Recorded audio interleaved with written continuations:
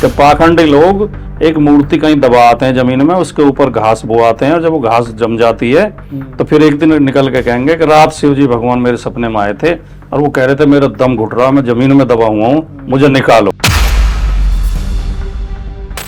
और ये जो अयोध्या का मसला है, लोग इतने भावनात्मक हो जाते हैं, कुछ सुनना नहीं चाहते। जब वहाँ 2 सिपाही तैनात रहते थे, उन्होंने जाकर एफआईआर लिखाई कि 20-25 लोग आए और जय श्री राम के नारे लगाते हुए और जबरन मूर्ति रख गए मस्जिद के अंदर। और धीरे धीरे लोगों को कहता था नहीं, गोएबल्स जो उसका हिटलर का प्रचार मंत्री था, एक झूठ को इतनी बार बोलो कि वो सच लगने लगे। मैं समझता हूँ कि ये माहौल केवल असली मुद्दों से ध्यान हटाने के लिए लोग रोजगार की मांग ना उठाएं, शिक्षा की मांग ना उठाएं, चिकित्सा की बात ना करें और कानून व्यवस्था की बात ना करें, लोगों को भ्रमित करने के लिए इस तरह के फर्जी मुद्दे बनाए जाते हैं। आर्य समाज का जो मुख्य जो वो था उद्देश्य, वो था ब्राह्मणवाद का विरोध और मूर्ति पूजा का विरोध। कि कोई राजपूत समाज के खिलाफ ना बोले, कोई गाली गलौज ना करे, अपशब्द ना बोले, ये सरकार की गलती है, सरकार के खिलाफ हमारा आंदोलन है। कि लोग ठीक से अर्थ समझते नहीं है शूद्र का अर्थ है क्या जी। लोग समझते हैं जो अछूत हैं वो शूद्र हैं। अगर ये शूद्र जो है घोड़े पे बैठ के बारात निकालेगा दूल्हे, तो हमारा तो सनातन खत्म हो जाएगा। गाय और कुत्ते को आप पूजते हो और अपने भाइयों को नीच कहते हो, उन्हें आप छूना भी पसंद नहीं करते। और ये जो अयोध्या का मसला है, लोग इतने भावनात्मक हो जाते हैं, कुछ सुनना नहीं चाहते। ये सब झूठ पे और उस पे तो आधारित है, ये बनाए हुए कृत्रिम वो है ये मामला जो ये नेचुरल तो कुछ है नहीं।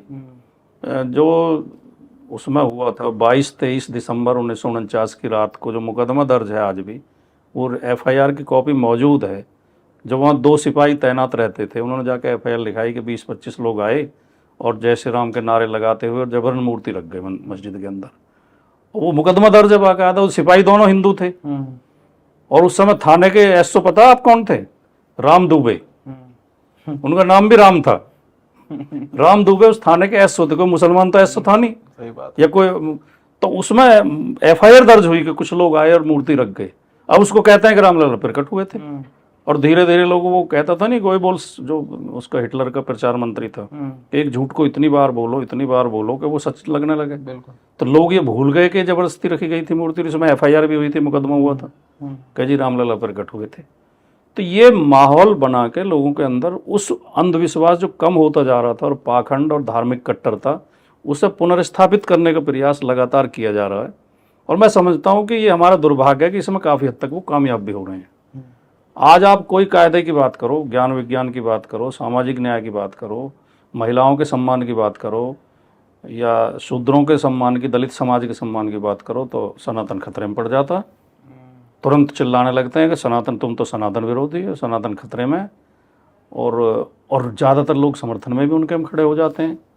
मैं समझता हूँ कि ये माहौल केवल असली मुद्दों से ध्यान हटाने के लिए लोग रोजगार की मांग ना उठाएं, शिक्षा की मांग ना उठाएं, चिकित्सा की बात ना करें और कानून व्यवस्था की बात ना करें, लोगों को भ्रमित करने के लिए इस तरह के फर्जी मुद्दे बनाए जाते हैं। ये बात सही है कि गुर्जर और जाट दोनों ही आर्य समाज के संपर्क में आए थे। आर्य समाज का जो मुख्य जो वो था उद्देश्य, वो था ब्राह्मणवाद का विरोध और मूर्ति पूजा का विरोध। और ये जो तीर्थ और जप और ये सब अवतारवाद, वो तो अवतारवाद का विरोधी थे। स्वामी दयानंद सत्यार्थ प्रकाश में उन्होंने बिल्कुल आलोचना की है इनकी। और उन्होंने ये भी लिखा है जो मैं अभी थोड़ी देर पहले कह रहा था कि पाखंडी लोग एक मूर्ति कहीं दबाते हैं जमीन में, उसके ऊपर घास बोआते हैं और जब वो घास जम जाती है तो फिर एक दिन निकल के कहेंगे कि रात शिव जी भगवान मेरे सपने में आए थे और वो कह रहे थे मेरा दम घुट रहा, मैं जमीन में दबा हुआ हूँ, मुझे निकालो। और फिर लोग कहते हैं जी कहाँ बताए थे, खोद के वो मूर्ति निकलती है तो लोग उनकी पूजा करने लगते हैं और वो वहीं मंदिर बना के वहाँ पाखंड फैलाते हैं। ये स्वामी दयानंद ने सत्यार्थ प्रकाश में लिखा है। तो एक तो ये बहुत खराब स्थिति है कि भारत गुलाम कैसे हुआ।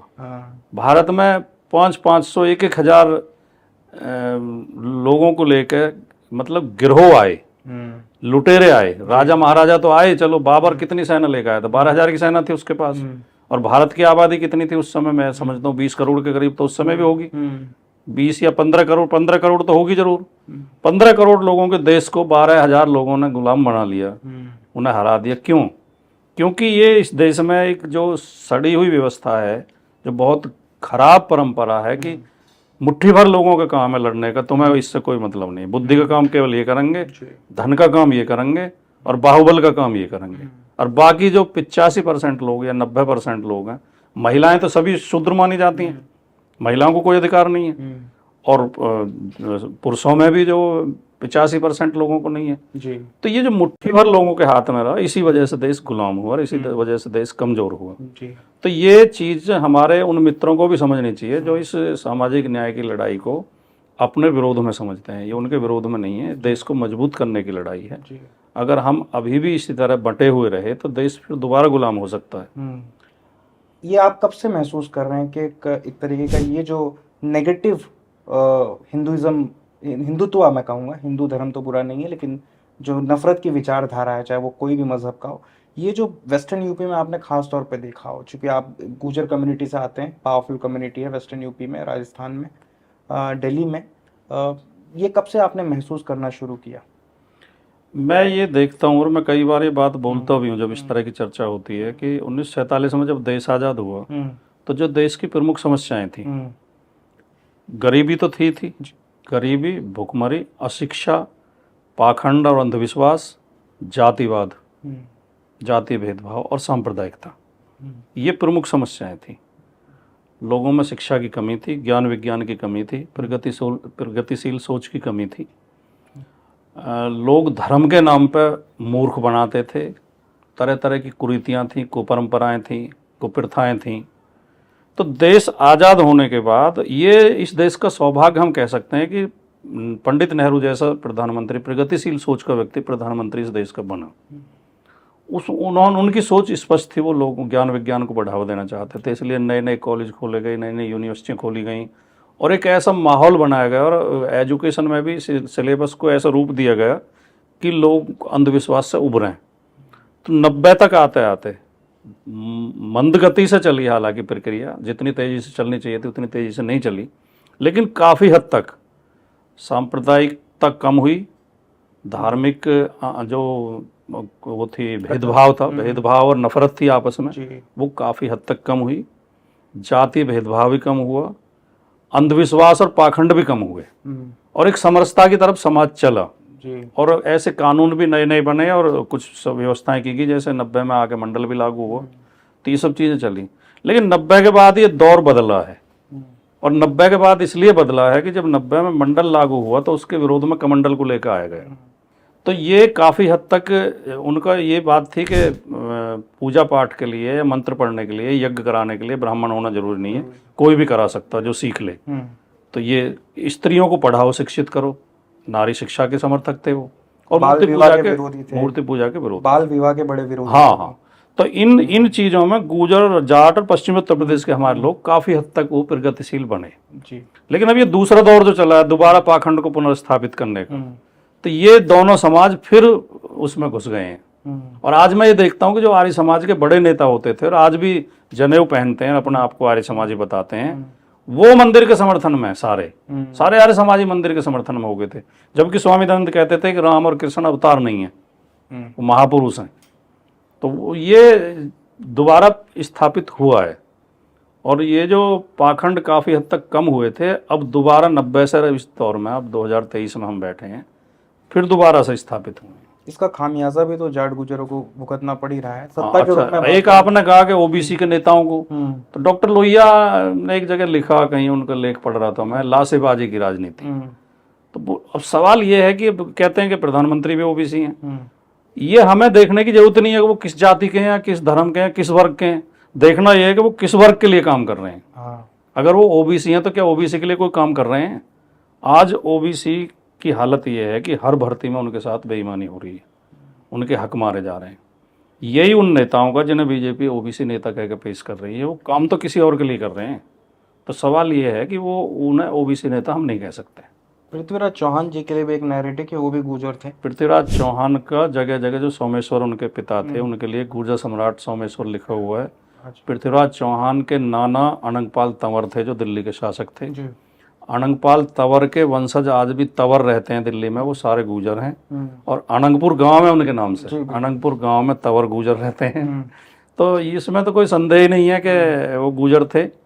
लेकिन ये कि नैरेटिव बनाया जाता है कि भाई नहीं राजपूत थे। राजपूत शब्द असल में है भी दूसरे संदर्भ में, वो जाति के संदर्भ में था भी नहीं।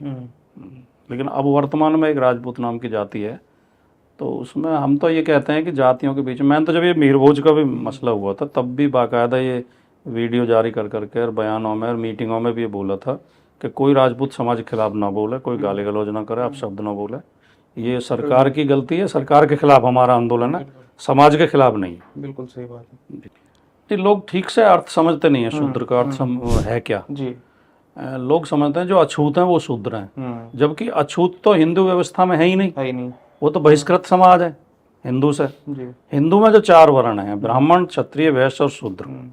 अब मैं ये पूछना चाहता हूँ जिन्हें खटकता हो या जिन्हें नहीं ये गलत बोलते हो, मेरी बात समझ लगती हो कि 4 वर्ण हैं, 5वां तो कोई वर्ण नहीं है, 5वां बहिष्कृत समाज है जो अछूत जो है। 4 वर्ण में ब्राह्मण, सबको पता है कौन ब्राह्मण है, आप या कोई और या मैं ये दावा तो नहीं कर सकते हम ब्राह्मण हैं।